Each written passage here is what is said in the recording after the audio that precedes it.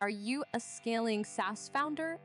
Ready to make the leap from leading a team to leading an organization? Join us each week as we refill your think tank with actionable tips and strategies from great business minds and those who don't know yet. This is SaaS Fuel with your host, 5-time entrepreneur, SaaS founder, and globetrotting adventurer, Jeff Maines. Welcome back to the SaaS Fuel podcast, where we remix ideas like a DJ, spinning tracks from different genres into one hit record. I'm your host, Jeff Maines. I help B2B SaaS founders like you grow from traction to scale. Here, growth is more than just numbers. It's about crafting a future-proof company, premium valuation, and leaders who build a business of significance while living epic, adventurous lives. Ever feel like you're playing whack-a-mole with growth strategies? You're not alone. Read a book, listen to a podcast, go to an event, hear a speaker. Everyone has the way. And within industries, there's often the way. Maybe a little Mandalorian, this is the way. But I'll bet when you created your first go-to-market motion, you probably just copied somebody else. Don't feel bad. I did that too. And then in the next company, I did it again. Everybody does. But we're so often entrenched in our own industry norms and just the way that things are done, we miss out on revolutionary ideas floating just outside our little bubble. We're stuck in echo chambers, recycling the same old strategies and wondering why our growth feels like it's on a hamster wheel. 5 companies, 4 exits, and there is one single lesson that really stands out. One that I'll rank is my most vital lesson. And it might sound a bit crazy, but don't look for lessons inside your industry. Look outside. Take what works in another unrelated industry and apply it to yours. That's right. Cross-pollinate those ideas and watch the magic happen. I actually discovered this by accident, like complete accident. Each successive company I built was in a different industry, completely unrelated from the last one. And I tried the copy paste go-to-market plan and take somebody else and here's how you're supposed to do it in the industry. Complete snooze fest. Mediocre at best, which makes complete sense because if everyone is doing the same thing in the same way, that's average. That's the same thing that everybody else is doing. So you get the same result and it's meh. But as I moved industries, I really knew nothing about the next one. And sometimes I knew less than nothing. So I just used the toolkit that I had and it was from another industry. And the crazy thing was it worked. And I didn't necessarily realize that I was doing that. But by company 3, I actually figured out what I was doing. It's like, oh, that's what it is. I'm taking a lesson from over here and applying it somewhere new. And once I realized that and knew what I was doing, then the more I did it, the more I tested new ideas and the better it worked. And I got outsized results, not average results, but big results. So imagine this. You're a B2B SaaS founder like me, knee deep in dashboards and CRM solutions, and then suddenly a flash of inspiration hits you from an unrelated industry. I don't know, say like a gourmet coffee shop. It all comes back to coffee, right? It sounds wild, but stick with me. And this one small thing could be the ultimate growth hack that's kept my entrepreneurial journey not just afloat, but thriving. It's about borrowing brilliance from one sector and then sprinkling it on another. Like a DJ remix, when a different artist records a great song, for example, you ever have that happen where you hear a song and you're like, that's a different singer. Wait, what's up with that? Or maybe in a different style. So that's pretty cool too. When somebody takes a song and then does it in a new style, or you get artists from completely different genres that they'll pair up for a tune. So let's break it down. Here's my 3-step framework to turn that hamster wheel into a jet engine. First, we want to identify the unlikely muse. What do I mean by that? Look at industries that are thriving, but vastly different from yours. What makes them tick? Is it their customer service, their product design, their marketing tactics? Zero in on what it is that they do really well. What are the standout practices? At least once a year, go to an event or trade show that is completely outside your industry and think creatively. Get outside of the norm, get outside of that bubble. Second is to adapt and test. Take the best practices, the things that you learn from other industries, tailor them to your business. Maybe it's a subscription model from a streaming service or the personalized experience from a boutique hotel. Implement those ideas in small controlled experiments and see how they fit your market. Try it out because your competitors aren't doing it. And third is to integrate and iterate. And not everything will be a perfect fit right away, and some things never will be, and that's okay. Just be ready to tweak and adjust. Gather feedback, measure results, and refine these borrowed strategies until they seamlessly integrate into your business model. Adopt them, make them yours. Make them your way. Put your little spin on them. And here is my big aha moment. And that is that growth doesn't always come from looking within. It comes from having the courage to look beyond. By cross-pollinating those ideas from different industries, taking the songs and remixing them in a different way, you're not just following a trend, you're creating one. It's a recipe to stand out and never, ever settle for average.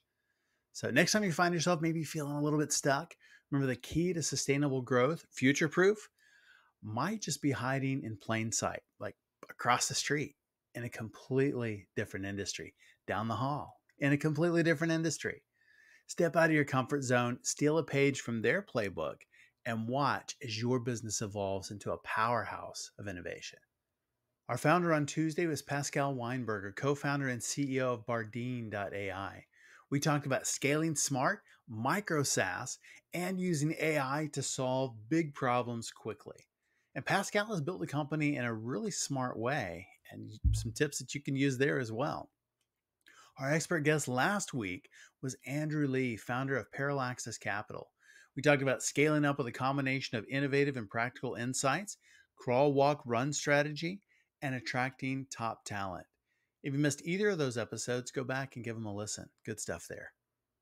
My guest today is Michael Begg, co-founder of AMZ Advisors, an expert in e-commerce and digital marketing. He's helped clients drive over $500 million in online sales. The ventures include AMZ Courses, which educates Amazon sellers on boosting sales, and Go Advance, aiding brands in expanding into Latin America. Welcome someone dedicated to helping all of us build efficient go-to-market motions and succeed online, Michael Begg. Hey, Mike, welcome to SaaS Fuel. Hey, Jeff. Thank you for having me here today. Tell me a little bit about your background and how did you get into marketing and entrepreneurship? Yeah, so I definitely don't have a traditional background. In college, I studied economics, political science. I graduated, went and worked at Deloitte Consulting. After Deloitte, realized I hated consulting and wanted to go into real estate. So I got some certifications in real estate from NYU. Went into real estate development, working for Sears, obviously the big retailer that no longer exists. And during that time, I was working on real estate developments. And we spun off a REIT, spun off $2.5 billion worth of real estate. I started managing my own development projects after that at Sears. And it's where I started seeing the writing on the wall for Sears and started seeing e-commerce starting to grow. From there, I jumped into e-commerce head first, started selling products online, originally through retail arbitrage. So like going to Walmart, going to Target, buying stuff on clearance, then reselling it online. And that led to starting my own brands. And then from there, we figured out like we know how to do marketing on Amazon, and let's start this as a service for other businesses that don't know. And then from that, it just came into marketing for my business. So it's been a strange evolution to get to marketing. I don't have a traditional background in it, but growing the business to where it is today has been a great learning experience on how to market myself, my brand, my products, as well as the products of my clients. So it's a different perspective on everything. I think that's really smart. And market arbitrage, absolutely brilliant. Yeah, a little tougher to do today than it was a few years back. Yeah. But it's a really good strategy. And essentially, just for the audience, it's buying in one place and selling in another and just taking advantage of price differences. There's some places where you can, like you were saying, Walmart or Target, you get a special deal on something and maybe even only in store, and then you can sell it at a marketplace somewhere else for quite a bit more, and you do that at scale. Yeah, exactly. And over probably 3-4 months, we made about $10,000, $12,000 doing that. And that's what we used to fund the first brands that we started. So it's pretty good money. Yes. That's really good. And the Sears background is pretty interesting as well. Yeah, I've always thought if there was a company that should have been Amazon, it was Sears, because they were doing e-commerce before e-commerce existed with the Sears catalog for decades. Yeah, and Sears is always an interesting use case or interesting example to look at. It faced a lot of challenges. The first challenge is obviously that their typical shopping audience was older, so they weren't the ones attuned to shopping online, which is one of the challenges. They poured a lot of money into Shop Your Way, which turned out not working out. And when I say a lot of money, billions and billions of dollars, and it was generating pretty much nothing.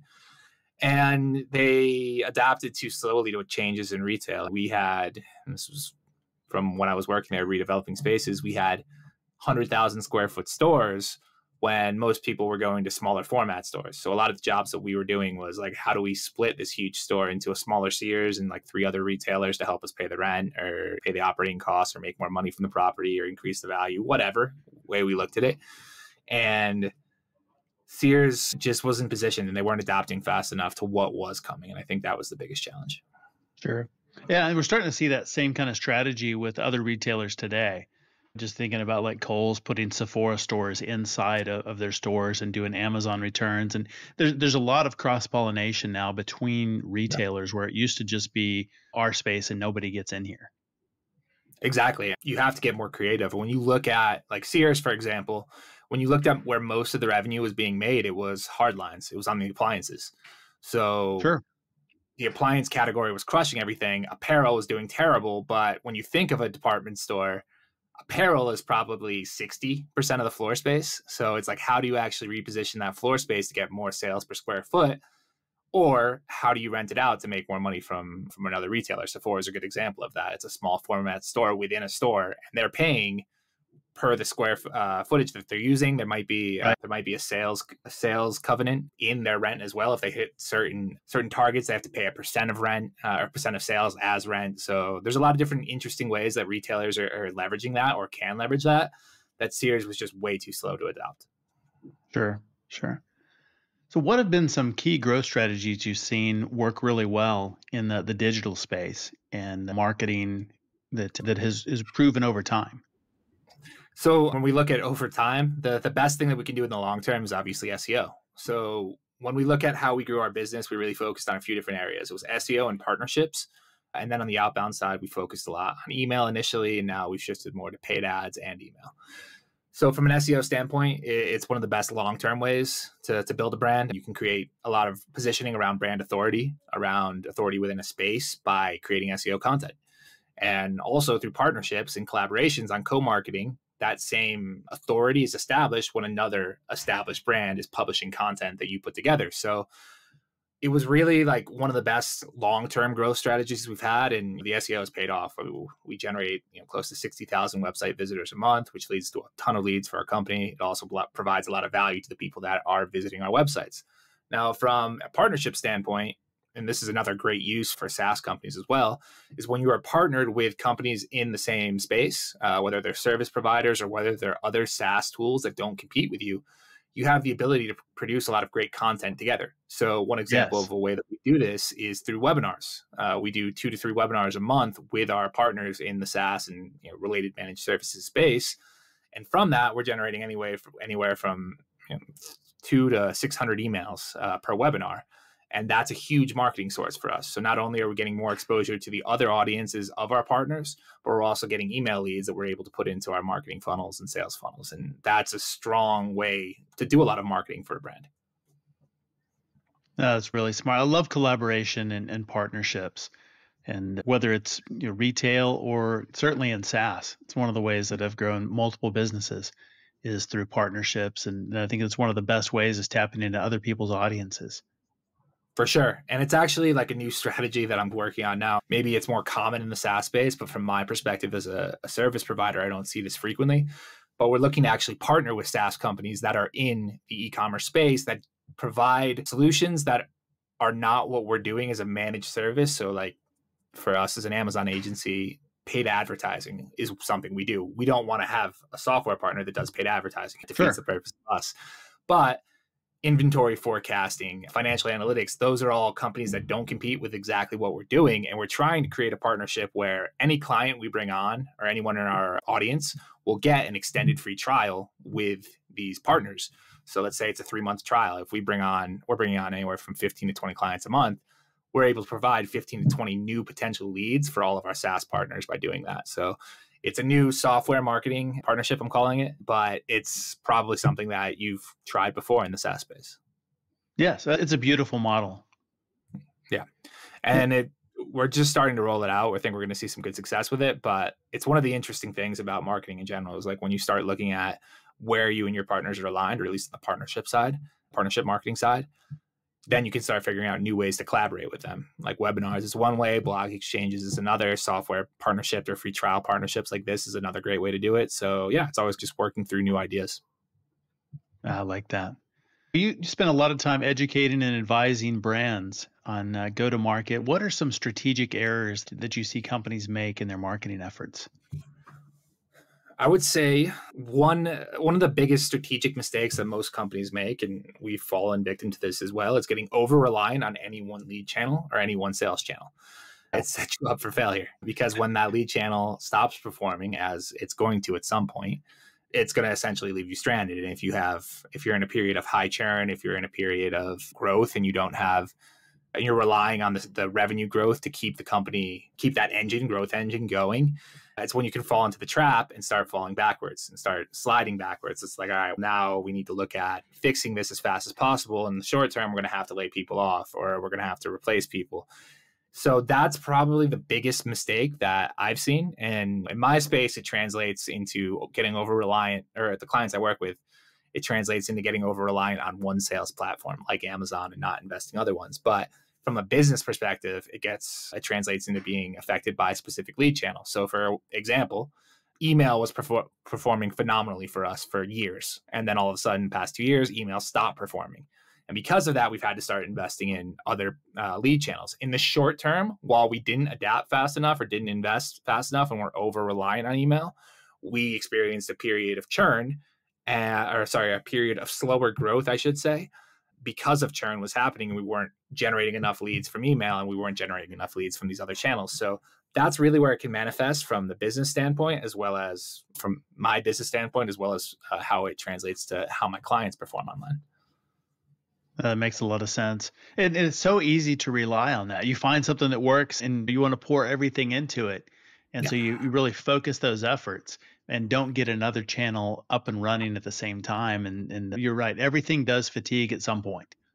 Yes, exactly. And we've seen that with every channel. We've seen that with paid ads. We've seen that with SEO when Google makes changes to their algorithm. Short-term traffic will drop until we make the adjustments and start seeing pick up.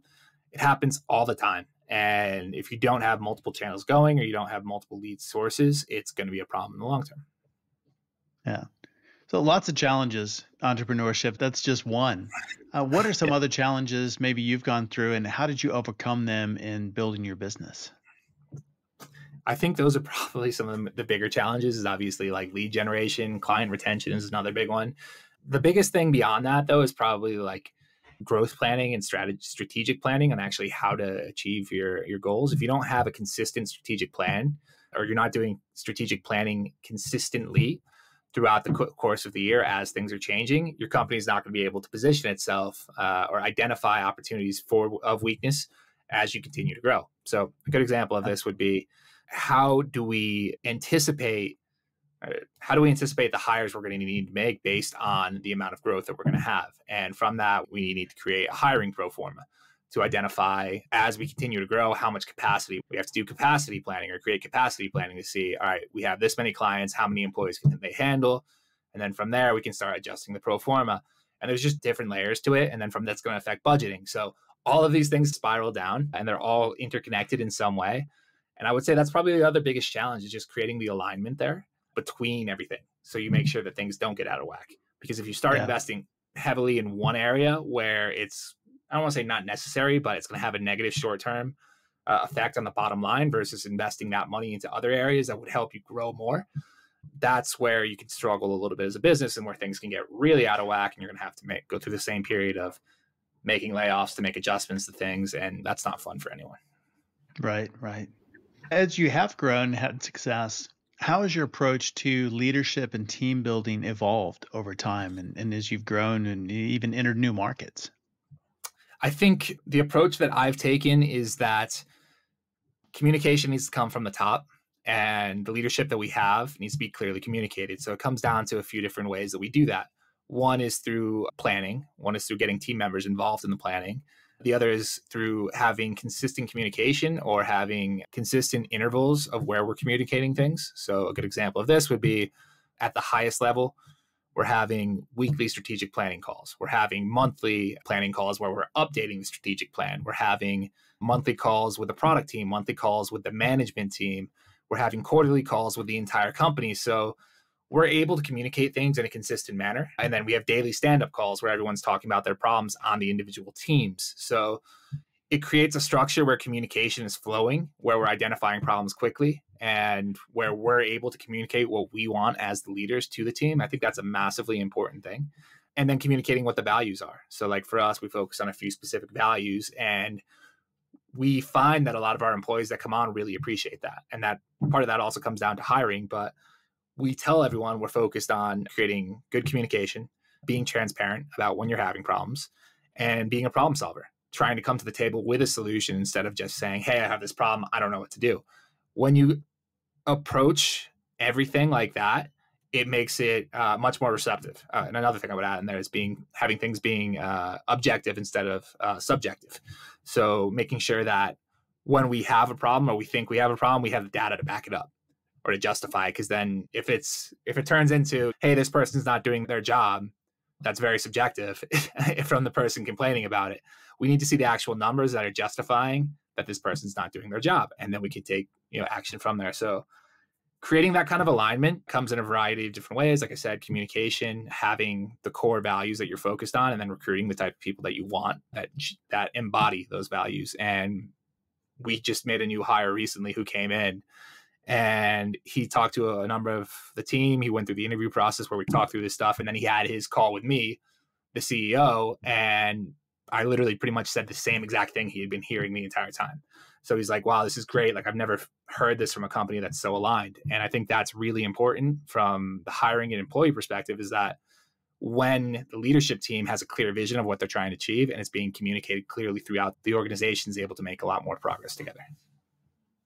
Yeah, that's so good. How did you come up with the values, your core values? Is that something that you did on your own? Did you do it with your team? It started just on my own. And then it just took like having similar conversations with the team and seeing what they valued the most. And it really just came out of just questioning stuff myself. And one of the ways I did that was using start with why, like Simon Sinek's process of identifying it. I think that's super important. That's one way of questioning things. Another way of questioning things is frustrates me the most, and what do I like from other people? And then that kind of helped me identify more things to focus on. And really, it just came down to thinking, like, honestly, what do I think is the most important? And being transparent, communicating, and being a problem solver, I think is more important than anything. If you're communicating well, it's going to resolve most of the problems. If you're transparent, it's going to help us identify problems. And if you're a problem solver, we're going to get better resolutions, or we're going to come up with better ideas on how to solve problems. So that, as an organization, is what I thought would help us grow further. And then stepping back a little bit, like one of the big, I won't say mentors, but one of the big business people that I get a lot of my ideas from is Richard Branson. And one of the clear things that he communicates through his book is taking care of your employees. So we try to focus on taking care of the employees by being transparent, by communicating clearly with what's going on, and by trying to help them solve their problems. And they appreciate that so much more. They stick around much longer, and they try to embody that same mentality when they go to talk to their clients. Want some fresh ideas to stand out in a noisy world? Check out my book, Small Fish, Big Pond, Building a World-Class Business That Swims Circles Around Competitors. Small Fish, Big Pond delivers powerful marketing and leadership lessons guaranteed to enhance your marketing message, wrap value around your clients, and guide their buying journey to conclude that your company is the only solution for them. It includes step-by-step frameworks and time-tested growth principles to attract ideal clients, convert them, and then transform them into your brand ambassadors. Pick up the print, ebook, or audio today at smallfishbigpond.com or Amazon. Remember, all book profits go to charity always. I like that. And when you have that as a core value, it makes it really easy to say, here they are, and you're hiring problem solvers. You know you're looking for, and it's a skill that is part of what you do. And so I think that just makes it that much easier in the hiring process to decide somebody a good fit. Are you a problem solver? And really figuring that out in the interview process. And it's changed over time. So like that wasn't the initial process we had. And the initial process we had was more like, hey, we have these constraints on our time, on our bandwidth. Let's hire someone to help us with this. And those people didn't necessarily embody those same traits. They were really nice people. They were pretty good at communicating, but they weren't really problem solvers. So when they hit a roadblock, the problem was just spiraling back uphill to us. So it was changing the way that we hire, changing what we're looking for when we hire, replacing the people that are not a fit, and then continuing to recruit people that are a fit. So it was never a consistent way that we were doing this all the time. It's what we evolved to and what we've seen work the best for the growth we're achieving. But if I could do it again, what I'm doing now is exactly what I would do from the start and start hiring the people that fit the values that we have. That makes a lot of sense. You've expanded internationally. What kind of unique challenges and strategies for expanding internationally, especially in diverse markets? Because you've got Latin America and Asia, which, I mean, both of those are very different in themselves, but also very different from each other. Yeah, and that's a very good point, is that culturally, there are very big differences between all of these markets. So like I, for example, live in Mexico, and we have an office here in Mexico. This is actually where we made our original hires. We've grown in Mexico to about 30 employees, but now we've expanded beyond Mexico to other countries that are in Latin America. We have Colombia, Brazil, Argentina, and Venezuela. And those are similar cultural wise, at least to what we have in Mexico. So that makes it easier. But we also find that majority of our clients are North American based or US based. Mexico and the US also has similar culture, apart from like language differences. Like the way Mexicans behave, at least consumer behaviors and work behaviors, are very similar to the US, and the expectations are very similar because of proximity. When we start going further away, when we look at Asia, Philippines, India, Pakistan, where we've hired a lot of other employees, the cultural differences are more noticeable. So the recruiting is a little bit more challenging. For example, a good example of this is some of the challenges we face with our Asian employees is communicating the problems, or communicating when things are a problem. So we had an example of this recently where during the daily stand-up meeting, no one communicated the problem because they didn't want to bring the problem up to their manager. Right. And a week later, it came back to us, and we were like, why didn't no one say this? And we went to them and they're like, oh, like I didn't want to bring it up. So that's what we don't want. So it's identifying that and then reinforcing it to get people into what we do like, or into the structure we do want. I would say the biggest challenges when expanding internationally usually come around payments and payments to employees. So dealing with international payments is usually costly. Like, for example, we're using a platform right now. There's a variety of different things, but we're using a platform right now called Wise for international payments, which makes things pretty simple. But we used 3 or 4 other platforms before that where they banned us from the platforms because we were sending so much money. And that was a problem. So it's like, now you have to pivot quickly to figure that out. So once you have a solid payment system in place, that's one key. The other one is employer of record. So for example, we started a company, and this goes into 2 different things, but employer of record is how are you actually going to pay these people from compliance standpoints. A lot of our employees in countries where we don't have a large workforce, so countries where we have 1 to 2 people, are independent contractors. Other employees in countries where we have more are employees hired through a third party. So adjusting on how you're going to retain your workforce, how you're going to incentivize them in the right way is important when you're looking at expanding to a country. And if you don't do that, it could lead to employee churn. It can lead to lawsuits and other problems. Like I've had that happen where we've had to pay termination fees in Mexico, for example, for not having someone hired the correct way or not having things documented the correct way. So that's frustrating. So that's a big thing you can avoid. And the other thing that you can't really anticipate is changes in law, in how things actually run. And this happened to us. Originally, when we came to Mexico, we started an entity with a couple friends to hire essentially all the employees of all of our companies as honorarios is what they're called. But essentially honorario is like a legal contractor in Mexico. And that worked fine for the first 2-3 years. But then the government came in, it changed, and they changed the laws on us. And the structure we had was no longer legal. So from that, we had to start pivoting and adjusting to everything like that. So anticipating the legal differences or changes in legal systems is really hard. And the other big difference coming from the US is that when we're working in Latin America and even Europe to some extent, apart from the UK, you're looking at common versus civil law.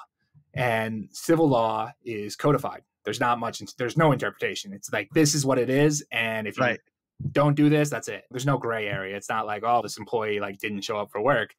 Doesn't matter. Like, you owe them this money because it legally says you owe them this money. And in the US and the UK, common law is a lot easier, and common law countries are a lot easier to deal with in general. So adopting to that is another big challenge of the international expansion side. Is there specific advice that you would give as companies are thinking about hiring offshore teams or expanding their operations internationally? Things that you've learned and say, do this or don't do that? Yes, I think there are. The first thing I would say is from the start, just try to hire through an EOR. It's generally the easiest way to go about it. A lot of startups try to take shortcuts with independent contractors using like W-8 Ben forms. Yeah, those work, but in general, like, it doesn't have the feeling of, from the employee perspective, it doesn't have the feeling that the company is like legitimate or the company is big enough or has the right growth structure. When you set the expectation from the beginning that you're going to do everything correctly and, you know, by the book, it makes the employee believe in the company more. So it creates more credibility for what you're doing. It's not just like, hey, this is an independent job or a contractor job until I find something better. It's like, no, this is a real company that I'm going to be a part of and I'm going to grow with the company. So that's the first thing I would point out, is just do things correctly from the beginning. Another thing that I would say is really important is actually how frequently you touch base with them. It's easy to have people that are in different time zones, and it's hard to find time to connect. And yes, having a way to have consistent touch points with them and make them feel engaged in the company is the other key. For us, being in Mexico, or me being in Mexico and having a lot of our employees in Latin America, it's much easier. We're all on similar time zones, so we are able to connect a lot more. And the other great thing is that if I wasn't living here, if I was living in the US somewhere, it's only a few hour flight to Mexico. So being able to see people in person is another big way to have those touch points. We flew some of our employees up from South America up here to Mexico for an employee meeting, and they were thrilled. They loved being here in person with everyone. It makes a big difference when you actually involve people like that. So I think those are the things you just need to consider, is like, do it right from the start. Make sure your employees feel engaged, and make sure that you have consistent touch points with them to make them feel that their contribution is really valued. That's so important. Yeah. A lot of people probably don't know just the tech industry in Mexico and is really booming. You've got Guadalajara, which is the Silicon Valley of Mexico. And how does that influence your tech operations and business development? So for us, being here in Guadalajara is phenomenal. We worked with a variety of different vendors. We don't have anyone internally, but we work with a variety of different vendors that are here in Guadalajara to help us with projects that we need done. So for a few different examples of this for us has been like different reporting tools or different API connections for reporting based on things we need internally versus client stuff. From a US business perspective, the cost of hiring someone here is obviously much cheaper. I will say that tech people are still paid significantly more than everyone else here. So don't expect it to be like nothing. You're going to pay a good salary, a good person, a good coder, a good developer, whatever you want to call them. You're probably looking at starting base salary between $4,000 to $6,000 a month. So that's still a significantly lower salary than what you're going to pay for someone in the US. So that's the other big benefit. And then the other thing is that, especially here in Mexico, not just from the tech side, but for tech companies, the level of English is extremely high. And if you can find people or employees that are in business development or marketing or other areas that have high levels of English, it's going to be much easier for you to start growing the company and start driving revenue from making hires here. So a good example of this is like, we have a few of our team members that grew up in Canada, others that grew up in the UK, others that grew up in the US. So they all sound native. They probably speak better English than I do at this point. But when you are able to make those types of hires, obviously the savings on the human capital side is huge. It allows you to keep putting more money into the actual development of your product, the growth of your product. And I think that's really where you start getting the flywheel going on the SaaS side, at least, is how do I start reinvesting more dollars into the growth versus just reinvesting more dollars into high cost talent? Right. How have you adapted your marketing and business strategies to fit the cultural diversity and geographically dispersed markets? Oh, that's a tough one. I think business strategy wise, we're all at the end of the day, like we're mainly focused on the majority of our clients, which are in the US. So it's more just getting the existing teams aligned to what the clients in the US want. A lot of that happens through processes like client retention, client surveys, client feedback. Like I personally have quarterly calls with all the clients. So we're generating a lot of the feedback there. So having good process feedback, or having a good feedback process, I should say, is a great way to start getting your team aligned, because the team starts hearing what the clients want based on the location. And then they start adapting the way that they produce the work, or the way that we're producing the product to meet their expectations. I think that's a really big one there.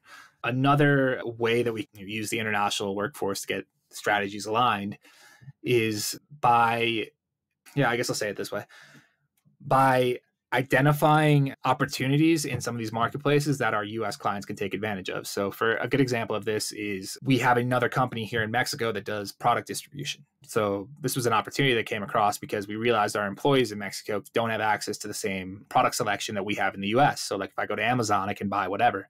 If I come to Amazon in Mexico, the product selection I have is much more limited. And the reason that we identified this opportunity was listening to the feedback that our employees in these target markets have. So, for example, I met another company like this recently. They were coming down to Mexico to do product research. I think it was a German company, to do market research to launch their product in Mexico. And whatever the product was, I'm not exactly sure, but they're seeing opportunities by going somewhere, finding if there's demand for it, and then launching there. And it's the same type of idea. If you have employees in Mexico, Brazil, Argentina, wherever, there's probably demand in those countries for things that your company is already producing, or things that are similar to what your company is doing.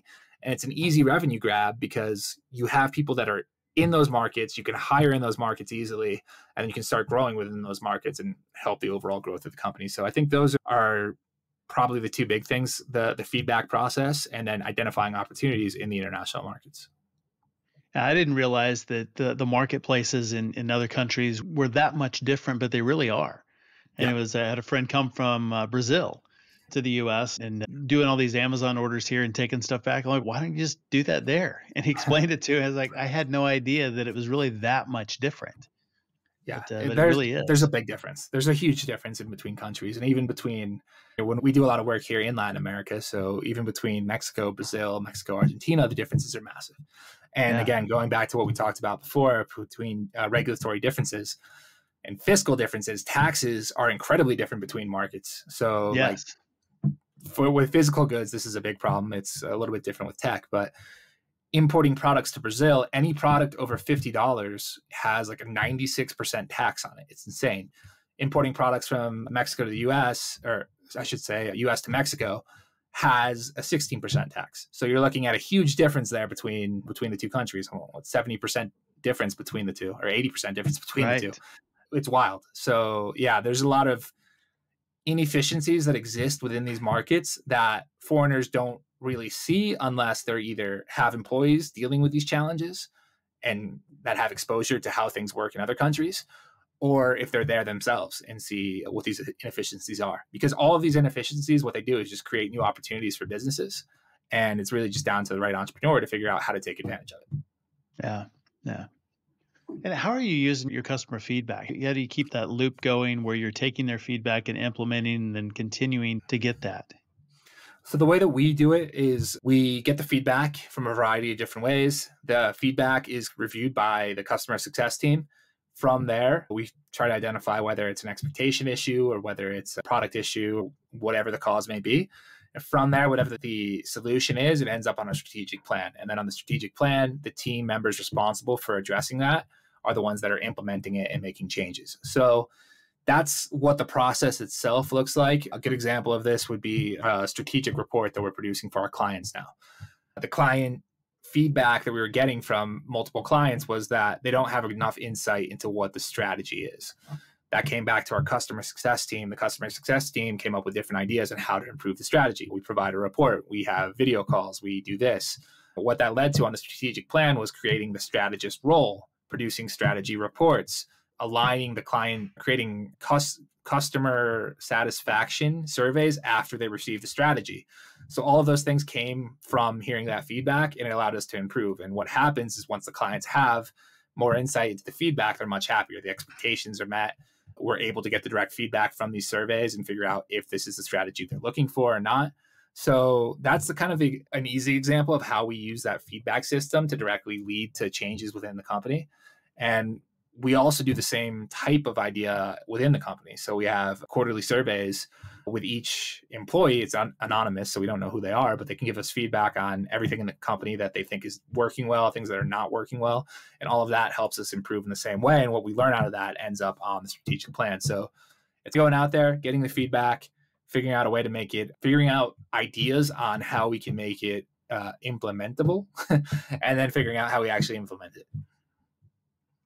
So important to not just gather the data, but to actually take action on that. And it was a really good process, flat out. Thank you. Yeah. So what emerging marketing trends do you think will be crucial for entrepreneurs to understand and leverage over the next few years? So obviously the big trend we've seen over the past few years, and I think it's going to continue, has been video, or the rise of video. TikTok's obviously just become massive over the past few years. Video shopping is already massive in like Asian markets, starting to become more important in the US. That in a variety of different ways, from video ads on Amazon, shopping like TikTok shops, Instagram stores, like all of these different ways to buy directly from video is one trend. So being able to produce content for the platforms that are popular is going to be one of the biggest challenges. Like, we personally don't do a great job in producing video content. It's a huge thing that we need to solve. So that is one trend that we're trying to tackle. Another big trend is just the rising cost of marketing and trying to find ways to be more efficient. So, for example, the cost of advertising on Amazon has just increased every year. There's more sellers coming on. There's more money being poured into advertising. So we're looking at other ways on how to be more cost efficient, or how to blend our average customer acquisition cost down. We're looking at alternatives like affiliate marketing, influencer marketing is similar.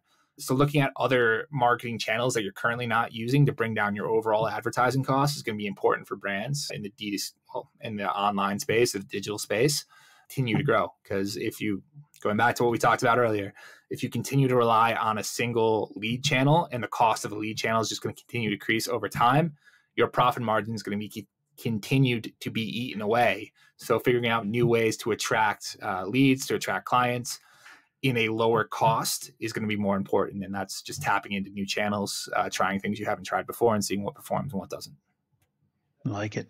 Where can people learn more about you online and connect for a potential partnership?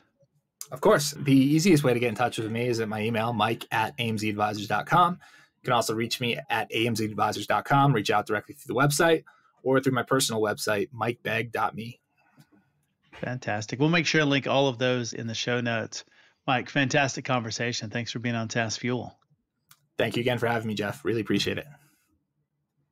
Thanks again, Michael, for coming on the show and sharing your wisdom and insights. You can learn more about Michael and AMZ Advisors at amzadvisors.com.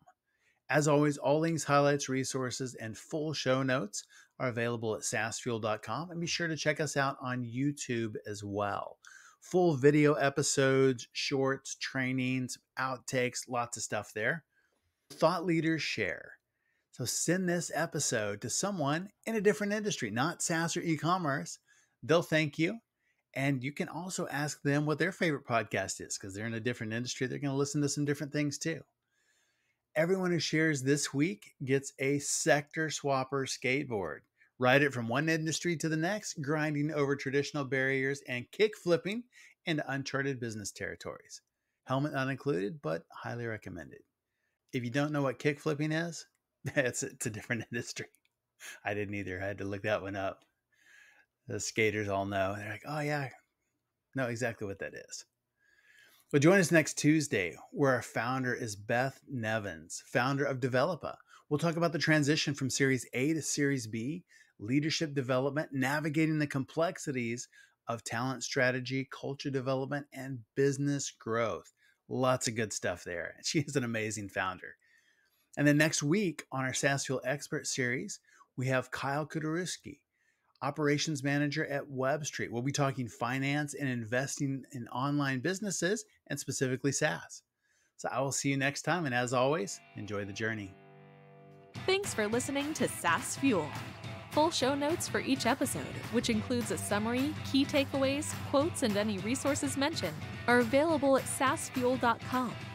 Be sure to follow and subscribe wherever you listen to podcasts. And if you're enjoying the content and getting value from these episodes, please leave us a rating and review at ratethispodcast.com/saasfuel. We'll be sure to read these out on future episodes.